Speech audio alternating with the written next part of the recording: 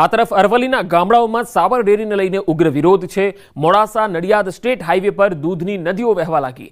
દૂધ મંડળીઓમાંથી દૂધ ભરી જતા વાહનોનું દૂધ હાઈવે પર ઢોળી દેવાયું। હીરાપુર, હીરાખાડી, રોહિતનગર મંડળીમાંથી દૂધ ભરાયું હતું। કોંગ્રેસ કાર્યકર્તાઓ અને પશુપાલકોએ વાહન રોકીને વિરોધ કર્યો। દૂધના કેન સ્ટેટ હાઈવે પર ખાલી કરી અને વિરોધ નોંધાવ્યો હતો। તસવીરોમાં તમે જોઈ શકો છો કે દૂધના કેનને રસ્તા પર જ ઢોળી દેવામાં આવી રહ્યા છે। દૂધ જે છે એ રસ્તા પર ઢોળીને વિરોધ કરવામાં આવી રહ્યો છે। હાઈવે પર આ દૂધ ઢોળાઈ ગયું।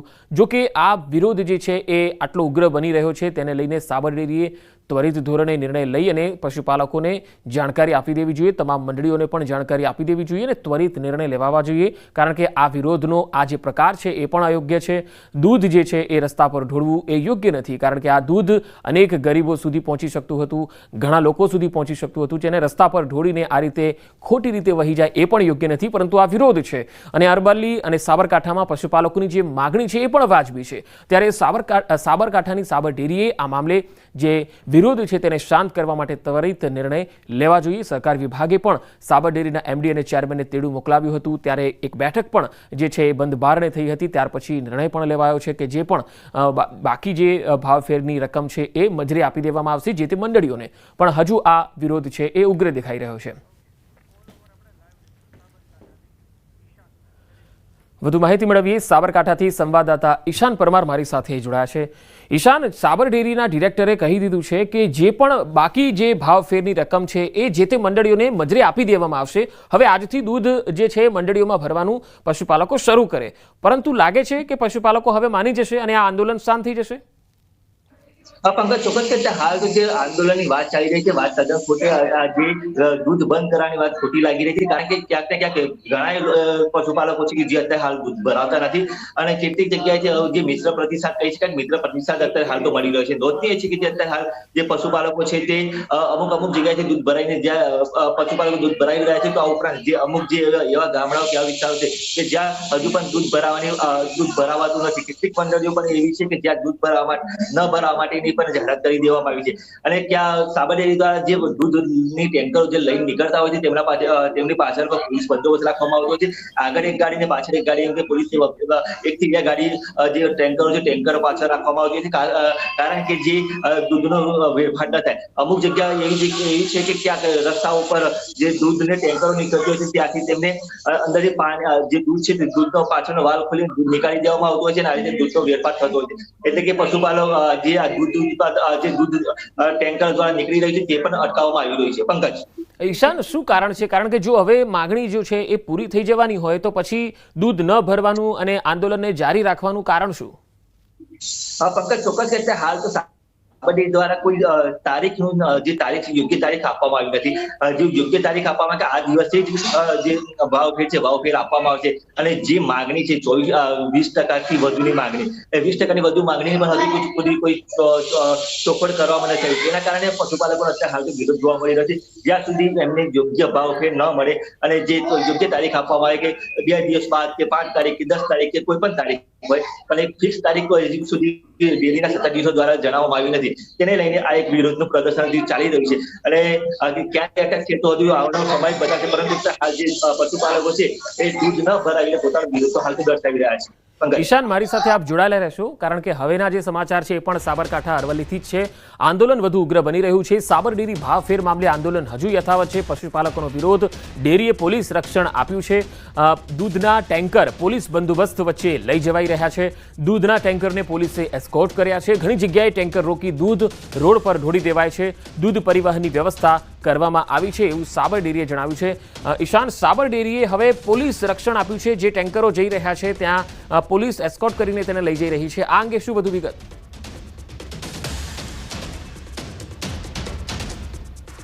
નીકળતા હતા ને ત્યાં પશુપાલકો તેને અટકાવીને એમાંથી જે દૂધ છે દૂધનો વાલ્વ ખોલીને દૂધ નીકાળી દેતા હતા। તેના કારણે જે આ વિરોધ જોવા મળ્યો હતો। ત્યારબાદ જે સાબર ડેરી દ્વારા અત્યારે હાલ પણ સાબર ડેરી ખાતે પોલીસ બંદોબસ્ત જોવા મળી રહ્યો છે। જે ટેન્કરો છે ટેન્કરો પાછળ ગાડી અને ટેન્કરની આગળ ગાડી, આ ઉપરાંત કેટલીક જગ્યાએ તો બાઉન્સર સાથે પણ ત્યાં જે ટેન્કરો પહોંચી હોય એવા પણ જે સોશિયલ મીડિયામાં વિડીયો વાયરલ થઈ રહ્યા છે। એટલે કહી શકાય કે જ્યાં આ જે વિરોધ થઈ રહ્યો છે પશુપાલકોનો, એના કારણે જ્યાં પોલીસનો સાબર ડેરીએ પોલીસ બંદોબસ્ત માંગ્યો છે।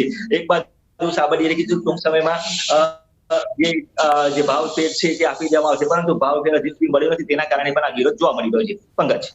જી, સાબર ડેરીના કોઈ પણ સત્તાધીશ, ચેરમેન કે એમડીએ આ અંગે ઈશાન કોઈ ફોડ પાડ્યો છે, કોઈ સત્તાવાર રીતે આ આંદોલનને શાંત કરવા માટે કોઈ પ્રતિક્રિયા આપી છે ખરી? હાલ પૂરતી તો સાબર ડેરી કોઈ સત્તાવાર જાહેરાત, સત્તાવાર રીતે એમ નથી કહેવામાં કે આ દિવસે, પરંતુ 2 દિવસ પહેલા જે પ્રેસ કોન્ફરન્સ રાખી હતી, એ પ્રેસ કોન્ફરન્સમાં એમ જણાવવામાં આવ્યું હતું કે ટૂંક સમયમાં જ્યારે આવનારી સાધારણ સભાઓ આવશે ત્યારે આ જે દૂધનો ભાવફેર છે, જે ભાવફેરો આપવામાં આવશે, પરંતુ હજુ સુધી જે પશુપાલકોની એક જ માંગ ઉપર ઉતર્યા છે કે જ્યાં સુધી તેમને પૂરતો ભાવફેર ન મળે ત્યાં સુધી વિરોધ યથાવત રહેશે. જી ઈશાન, ખાસ તો જે પશુપાલકો છે એ અરવલ્લીમાં દૂધ નથી ભરી રહ્યા કે સાબરકાંઠામાં પણ આ જ સ્થિતિ છે?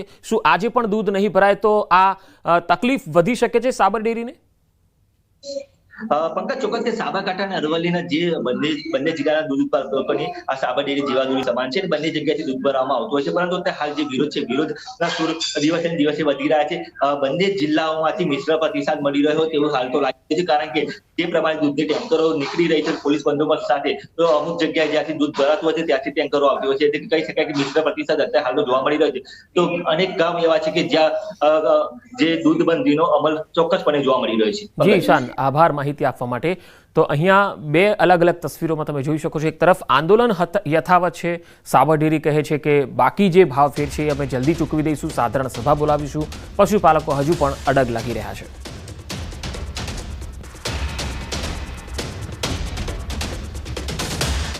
વાત વડોદરાની. વડોદરામાં બાળ તસ્કરીનું એક મોટું કૌભાંડ પકડાયું છે. વડોદરા રેલવે સ્ટેશન પરથી આ મોટું કૌભાંડ સામે આવ્યું.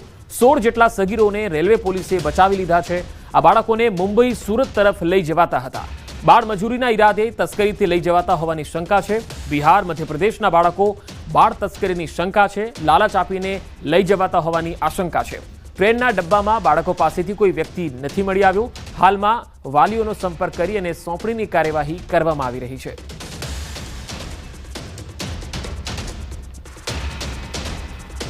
हमारे जो आरपीएफ कंट्रोल है, जीआरपीएफ कंट्रोल, दोनों कंट्रोल से मैसेज मिला था कि ये बॉम्बे हॉलीडे स्पेशल ट्रेन जो बॉम्बे सेंट्रल जा रही है उसमें बाल तस्करी हो रही है. तो 24 जितने जो थे वो एडल्ट थे, मतलब 18+ और 17 बच्चे ऐसे थे जो माइनर थे. तो 17 बच्चे को हमने CWC से बात किया, फिर रेस्क्यू करके उसका मेडिकल सब करके वो जो भी हमारी प्रोसीजर होती है वो वेलफेयर को, चाइल्ड वेलफेयर को हमने हैंड ओवर किया है. આ બાળકોનું ઉંમર વેરિફિકેશન કરવામાં આવશે અને અહીંની ચાઇલ્ડ વેલફેર કમિટી જે છે એમાં આમને સોંપણી કરવામાં આવશે, એમનું કાઉન્સિલિંગ કરી અને આગળની પ્રક્રિયા કરવામાં આવશે. 16 બાળકો અહીં આગળ અત્યારે રેસ્ક્યુ કર્યા છે. અલગ અલગ વિસ્તારના છે, બિહારના છે, મધ્યપ્રદેશના છે, રતલામ બાજુથી આવ્યા છે, એટલે એ બાજુના રાજ્યોના છે. બધા જ અલગ અલગ રાજ્યોમાંથી લગભગ જાણવા મળ્યું છે એમના આધાર કાર્ડને વેરીફાઈ કરતા. રાજ્યમાં દારૂ ઘુસાડવા બુટલેગરો બેફામ બન્યા છે. અરવલ્લીની શામળાજી બોર્ડરનો એક વિડીયો વાયરલ થયો છે. અહીંયા LCBની ટીમ દારૂ ભરેલી કાર ઝડપવા પહોંચી હતી. કાર ચાલકે પોલીસ જોઈ અને પૂર ઝડપે રિવર્સ દોડાવી. પોલીસ અને બુટલેગરની કાર વચ્ચે બન્યા દિલ ધડક ફિલ્મી દ્રશ્યો તસવીરોમાં તમે પણ જોઈ શકો છો. બુટલેગર અંધારામાં સતત કાર રિવર્સ દોડાવીને ફરાર થવાની કોશિશ કરી રહ્યો છે. પોલીસની ગાડી જોઈ બુટલેગરે કાર રિવર્સ ભગાડી. રિવર્સ કાર દોડાવી અને પોલીસને ચકમો આપવી બુટલેગર ફરાર થયો. પોલીસની ટીમ જોતી રહી ગઈ અને નજર સામે જ દારૂ ભરેલી કાર લઈ બુટલેગર ભાગી છૂટ્યો. LCBએ આરોપીને ઝડપી લેવા શોધખોળ હાથ ધરી છે. તો આ તસવીર અરવલ્લીથી આવી રહી છે. વધુ માહિતી મેળવીએ. સંવાદદાતા હાર્દિક પટેલ મારી સાથે જોડાયા છે. હાર્દિક, આ જે બુટલેગર છે એને પણ પોલીસ પકડી ન શકી. આંખોની સામે આ બુટલેગર કાર રિવર્સ લઈને ફરાર થઈ જાય છે. હવે શું કાર્યવાહી થશે?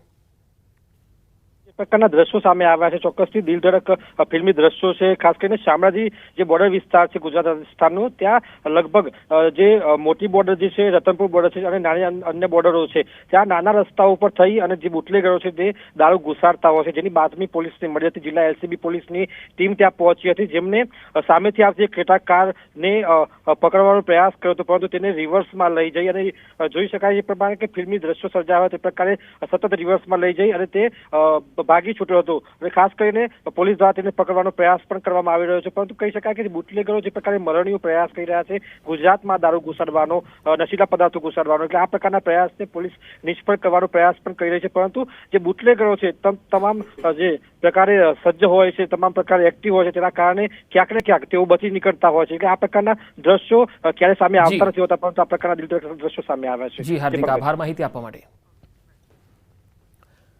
બનાસકાંઠાના દાંતા તાલુકાના મોટા પીપોદરા ગામના 300 જેટલા લોકોનું પુનર્વસનનો કાર્યક્રમ યોજાવાનો છે. વેરાન બનેલી જગ્યા ફરી ધબકતી થવાની છે. મોટા પીપોદરા ગામ ફરી હરિયાળું બનશે. ગૃહ રાજ્યમંત્રી હર્ષ સંઘવી કોદરવી કોમના 300 સભ્યોને એક સાથે પોતાના ગામમાં ફરી પુનર્વસન કરાવશે. આ પરિવારો 8.5 હેક્ટર જેટલી જમીન છોડી ગયા હતા તે police district inspector land record સાથે પરત કરાશે. કુલ 29 પરિવારના 300 સભ્યોને પોતાની ઓળખ મળશે.